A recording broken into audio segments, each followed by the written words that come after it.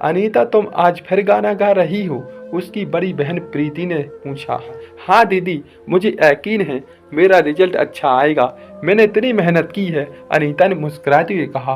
प्रीति ने अनीता के कंधे पर हाथ रखते हुए कहा, मैं जानती हूँ तुमने बहुत मेहनत की है, लेकिन तुम्हें भी याद रखना चाहिए परिणाम ही सब कुछ नहीं होता। तुमने अपने सपनों को पाने के लिए जो प्रयास किए हैं वो महत्वपूर्ण है। मैं जानती हूँ दीदी, लेकिन मुझे अपने सपने पूरे करने की बहुत इच्छा है। मैं हमेशा पुलिसकर्मी बनना चाहती थी, अनीता ने उत्साह से उत्तर दिया। अनीता की आंखों में सपनों की चमक थी। उसने मन में बचपन की वह यादें थी जब उसने पहली बार पुलिसकर्मी को यूनिफॉर्म में देखा था। वह अपने कर्तव्यों का पालन कर रहा था। उस दिन से अनीता ने ठान लिया उसे पुलिस बनना है। उसने पढ़ाई में खूब मेहनत की, हर प्रतियोगिता में हिस्सा लिया। परिवार ने हमेशा उसका साथ दिया, लेकिन उसकी माता पिता की आर्थिक स्थिति ठीक नहीं थी। अनीता ने छोटी सी उम्र में पढ़ाई के साथ साथ ट्यूशन पढ़ाकर अपनी पढ़ाई का खर्चा उठाया।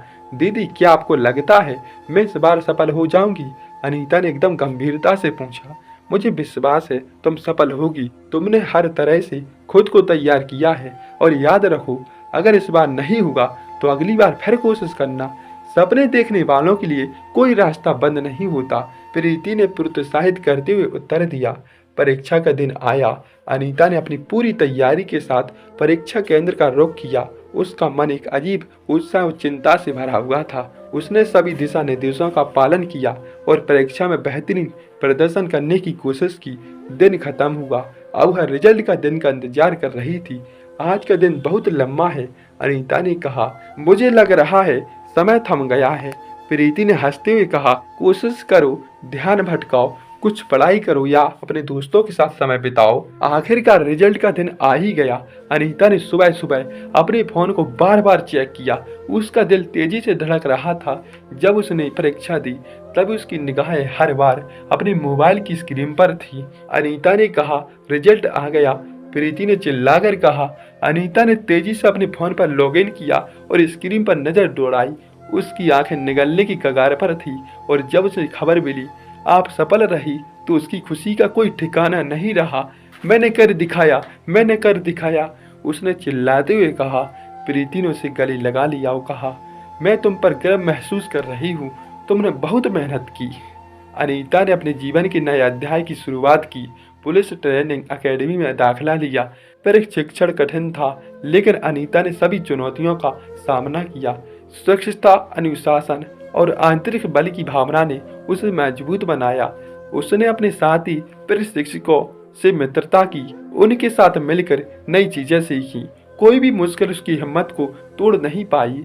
ट्रेनिंग के अंतर्गत एक दिन अनीता को पहली बार क्षेत्र में जाने का मौका मिला।